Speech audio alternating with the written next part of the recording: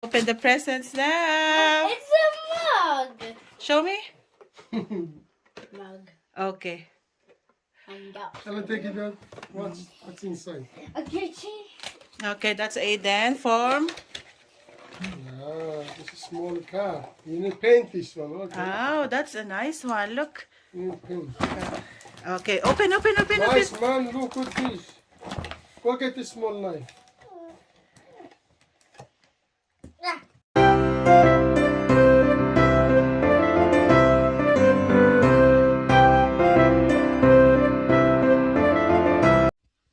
Hi guys, welcome back to our channel. Now, I'm alone today because Aiden is in the school and Artin is sleeping. So this is my right time to pack my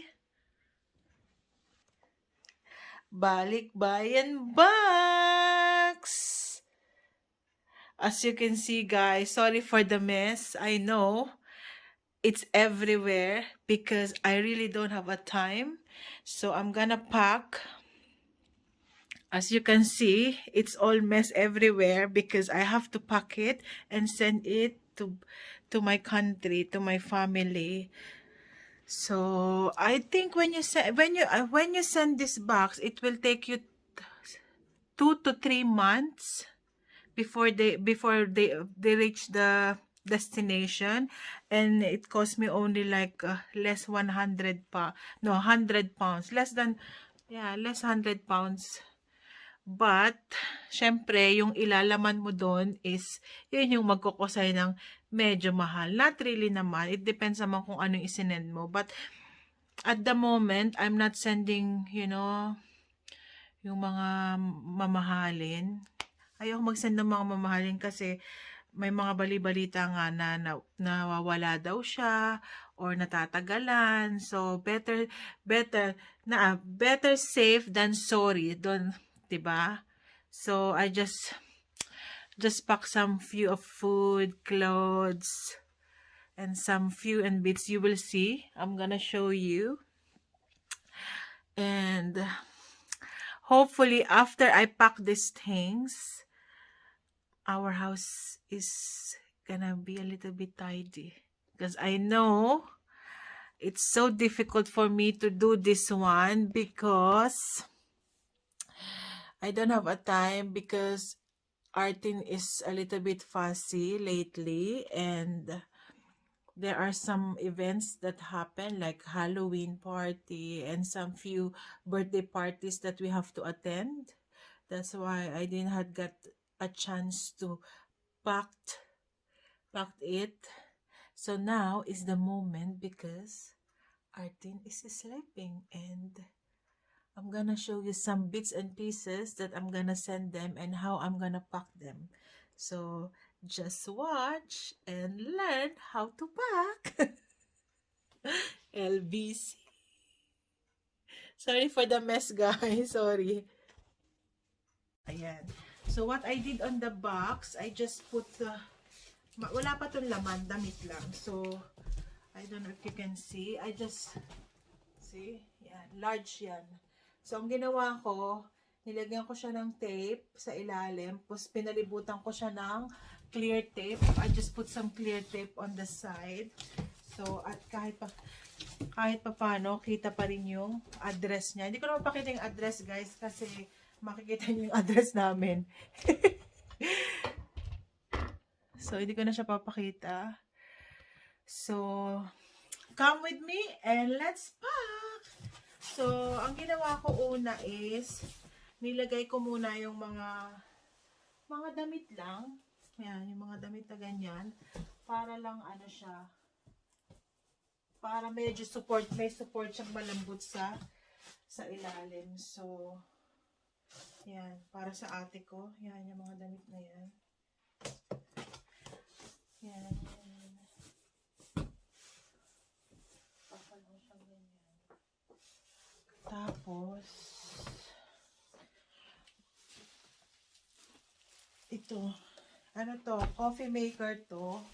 So, ilalagay ko siya sa gitna. Ano ba, patayo ba? Hindi ko paside na lang kasi para hindi siya malaglag.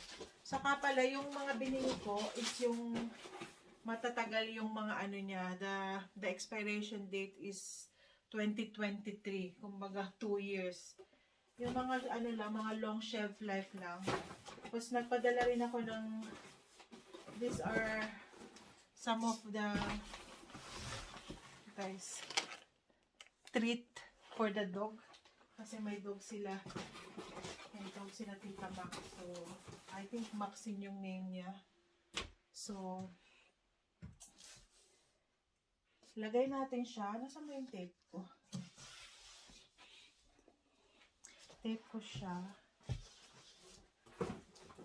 Pagtapos, that's mga pinadala. Gusto ko pala yung mga pinadala ko before I'm just gonna put. Yan, yung mga pasta rin. Saka, yung bili ng kapatid ko na coffee. Yung mga ground coffee. Ay, hindi ko nga sure kung babalutin ko pa to eh. Kasi parang, sabi ko wag na. Balutas natin ng konti. Yan. Coffee beans.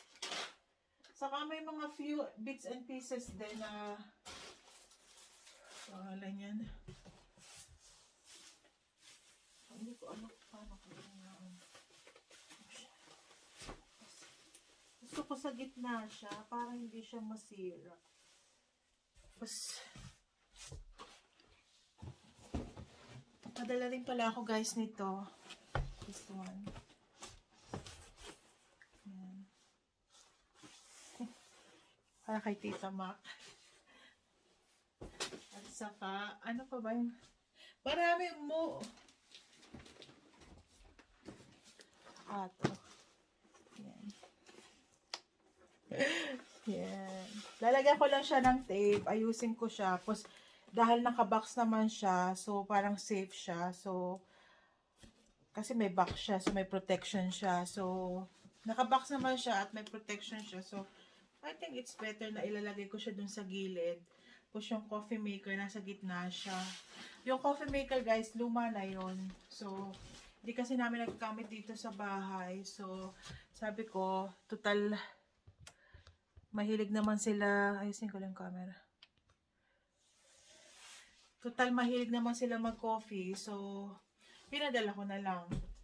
Ayan, guys. Ito na naman. I can't do anything anymore because this little bojas. Oh, wake up now. Gumising na siya. So, matitigil ang ating pagpapak. Hopefully, siya ay maging mabait. At siya ay just gonna go watch and learn from mommy. So, hopefully, cross finger, siya ay magiging mabait para kami ay makapagpak. Kasi talagang sobrang kalat na dito. Kaya gusto ko na rin matapos na to. Kasi nga, ayan guys, nilagay ko na siya dito sa gilid. Kasi nga, baka mamaya pag puno na siya, hindi ko na siya hindi ko na siya mauusog. So, mahihirapan akong maglagay. So, nilagay ko na siya dito sa may bandang gilid kung saan ko siya papipick up na. Kung pag pumunta si na kuya, doon na nila pipick upin. Kasi ipipick up naman nila to eh. So, kaya nilagay ko na siya sa gilid para dire-diretso na. Hindi na ako mahihirapan sa pagkuha later on. So guys, just pakita ko lang kung paano ako maglagay at magpack. Okay?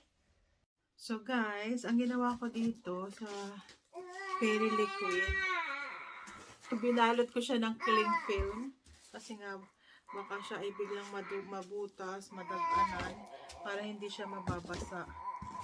Tapos nilagay ko siya sa box. Kaya lang yung box sobrang liit. So ang gagawin ko, ay ibabalot ko siya dito sa paper na to. Matibay, heavy duty na paper. So, para hindi siya madurog.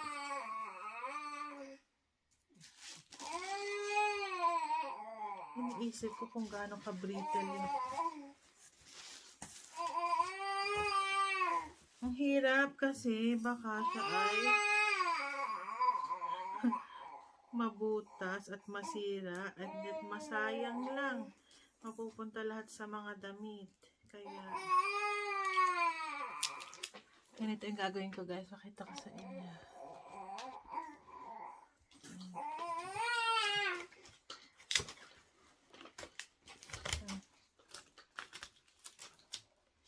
Tape.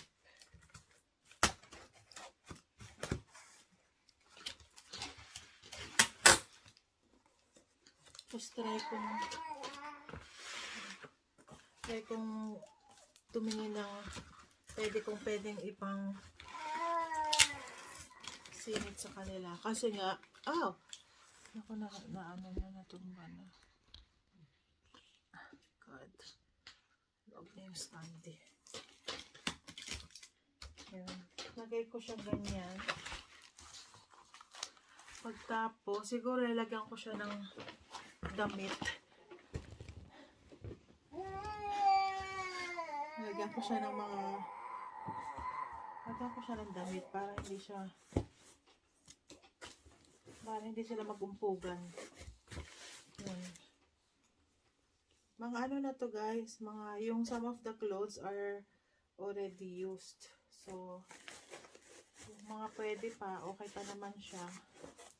I think I'm gonna give it to my sister. So, she will be fine.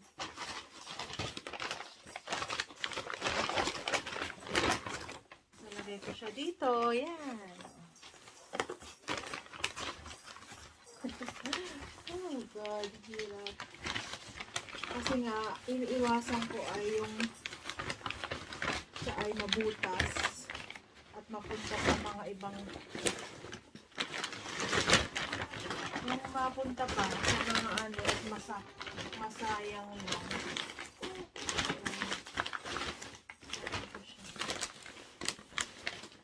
Tatlo lang yung nagkasya. Ano, kapag tatlo lang yung nagkasya, hindi ko alam kung paano ko ilalagay yung iba. Ayan. Then, lalagyan ko siya ng tape. Guys, ipapakita ko kung paano ko siya nilagay. So, almost half full na. Sa dami pa ng ilalagay ko. Hindi ko alam kung paano magkakasya. Pakikita ko sa inyo, guys. Ayan.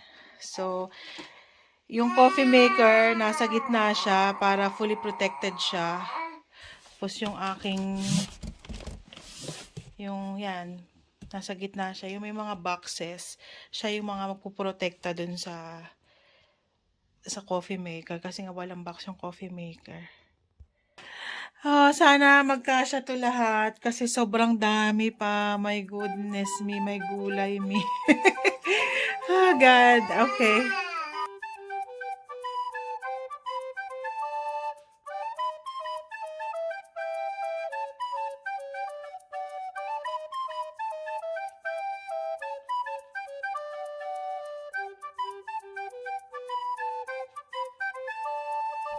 Ayan, guys. I have a big problem. I still have a lot of things to put in the box, but my box is already full. And now, I don't know what to do. Ano pa ba ang ating kasunod na gagawin, Artin? Ay, naku, hindi ko pa alam. Di ba?